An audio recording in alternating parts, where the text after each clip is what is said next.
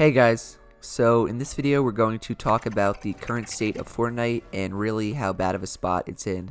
We're going to dive into the most recent patch, 8.30, which was a huge disappointment, and then we'll also discuss the history of Fortnite and competitive Fortnite and why Epic just doesn't seem to care about either of them anymore.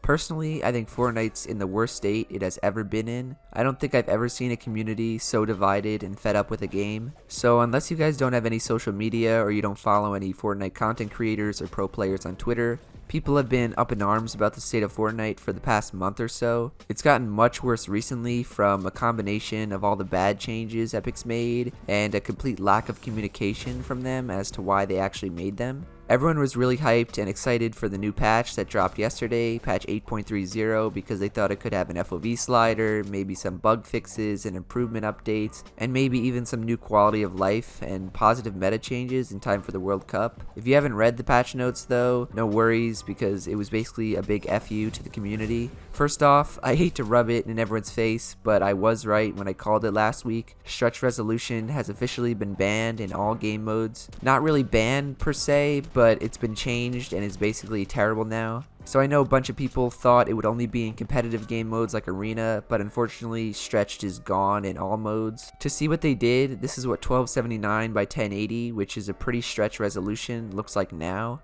Now with a stretch res, which is just any resolution that's smaller than a 16:9 aspect ratio, Epic locked vertical FOV, so instead of increasing our FOV, Epic actually cut it in half now.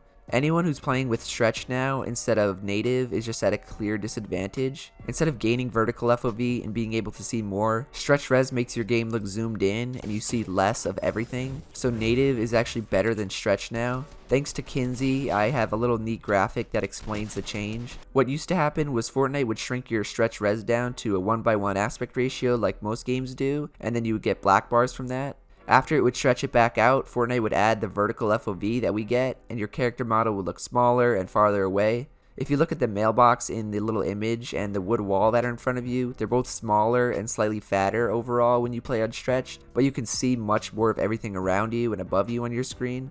Now Fortnite works exactly the same as CSGO, so it takes your stretch res, it converts it to 1:1 like it did before. What happens on CSGO though is the black bars actually remove horizontal FOV, and when it's stretched back out, you don't gain any vertical or get the horizontal FOV back. Character models are wider, which is why people use it for that game, because in CS you need to be able to hit your shots and be accurate. Now Fortnite stretch resolutions will work the same, and you actually lose horizontal FOV on stretched, meaning native is way better because how important your field of view is and seeing everything around you. So if you hear anyone still using stretched, they're just putting themselves at a disadvantage. You don't gain any more vertical FOV and you lose horizontal FOV if you play stretched. This means you should be using native, which is a 16:9 aspect ratio, so anything from 1920 by 1080 to 1600 by 900 to 1280 by 720. This is by far the worst change that Epic has made in my opinion. I'm not sure about you guys, but I played unstretched and absolutely loved it for the past 8 months or so.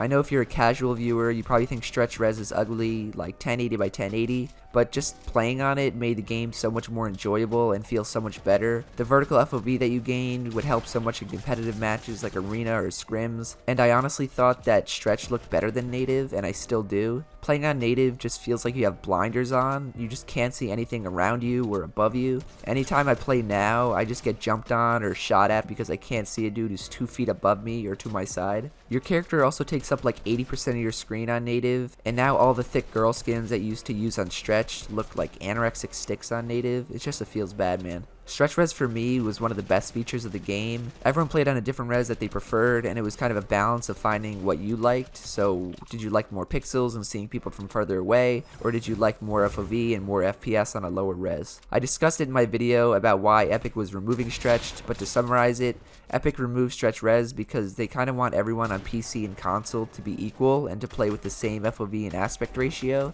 And of course the other reason is that their spectator client is still garbage and doesn't work, and they don't want to broadcast the Fortnite World Cup in stretched because that's what all the pros will be playing on. This was a huge change which we did see coming because Epic did warn us, but the other big FU was that there was no FOV slider in this patch. If Epic is going to force us to play on this god-awful native resolution, why can't they at least add an FOV slider? I know the real reason is that consoles wouldn't be able to support it, They can barely get 60 FPS because of Epic's terrible optimization and the fact that they're playing on consoles, but native res is so hard to play on coming from stretch res, and this is all in a week before the Fortnite World Cup, which is the biggest esport event in the history of the world. Patch 8.30 also introduced respawn vans, which are cool for public matches and for casual players, but in reality, it's not really a huge change. If anything, it's just stupid that they would add it a week before the World Cup because, again, nobody has used them before and nobody knows how much of an impact they might actually have in a competitive setting. What most people seem to be angry about in this patch was that it was just a whole bunch of nothing. The patch was 7 GB, which is huge for a Fortnite patch, and the only thing it really did was add some dumb LTMs, block stretch res, and then add a respawn van. What about adding health and shield per kill back in pubs, or at least just changing the harvesting rate? Let's take a step back though and talk about patch 8.20, which is the patch before 8.30. This is the patch that kind of started the downward spiral that we're all in today.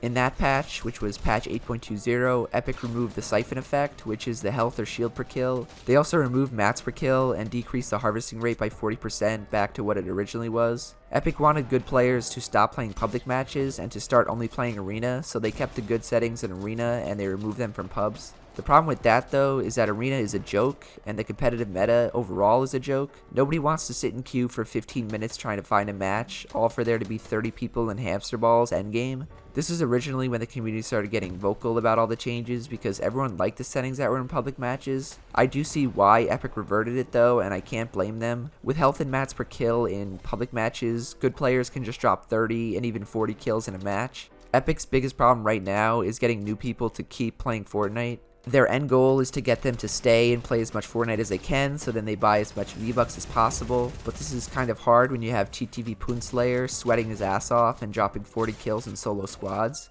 But even if we leave the siphon and mats per kill out, at least increase the harvesting rate and let us farm faster. Nobody wants to be playing Farming Simulator 2.0.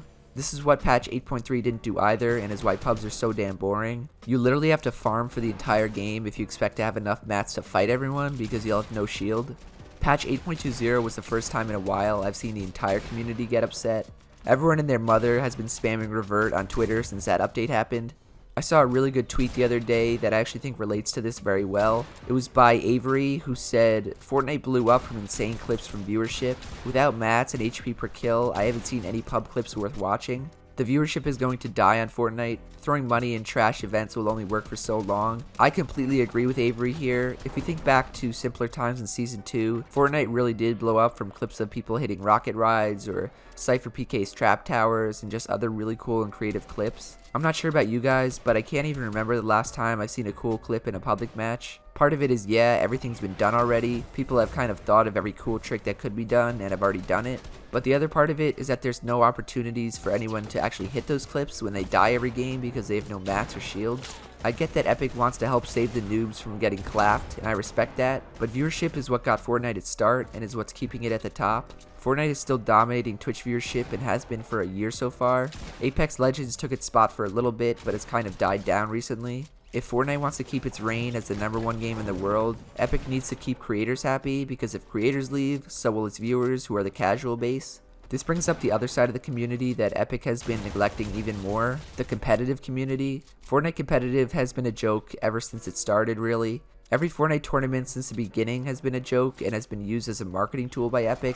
The first major tournament was PAX West during the summer skirmish, where they forced everyone on native and made them use a sponsored mouse and keyboard by Logitech. Looking back, when competitive players first saw this, they should have ran. No other esport game in the world has ever forced people to use certain resolution settings and peripherals. TwitchCon came next, and everyone again was forced to use native and the mouse and keyboard that Epic provided. The day before TwitchCon, Epic added the stupid zombies and glider redeploy. They luckily took the zombies out of the tournament, but still, the day before a tournament they decided to add glider redeploy, which completely changed everyone's playstyle and the meta overall. This is when I knew that Epic had absolutely no competitive integrity. After that was Winter Royale, which Epic added a sword a day or two before the NA finals. Literally a sword that you could use to jump 50 feet in the air and murder everyone around you. Not only did this change the meta, but the sword was probably the most overpowered and stupidest item ever added to Fortnite.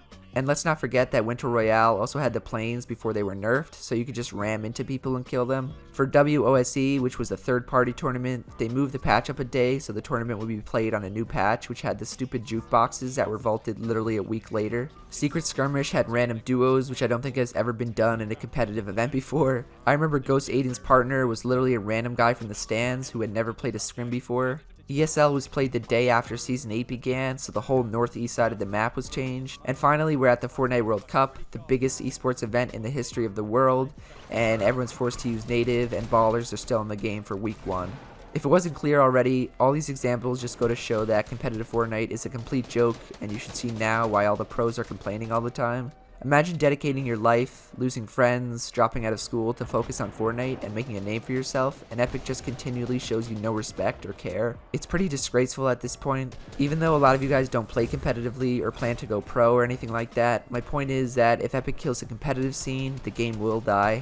Every game that has been around for a long time, like League of Legends or Dota, has had a good and stable esports scene. If Fortnite wants longevity and to be around for more than just this year, it needs to fix its competitive scene, and like Avery says, throwing money at it like they have been doing isn't and hasn't worked. People love watching their favorite streamers play Fortnite competitively. I think Tfue had something like 100k viewers the other day while streaming the World Cup warm-up.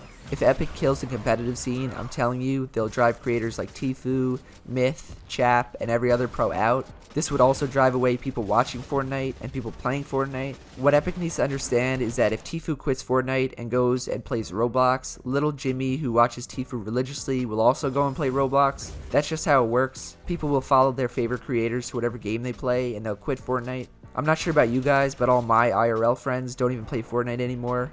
All my console friends quit, my brother quit, basically everyone I know quit. I'm honestly not even sure who's still left. The reason this is happening is just that Epic is straight up greedy.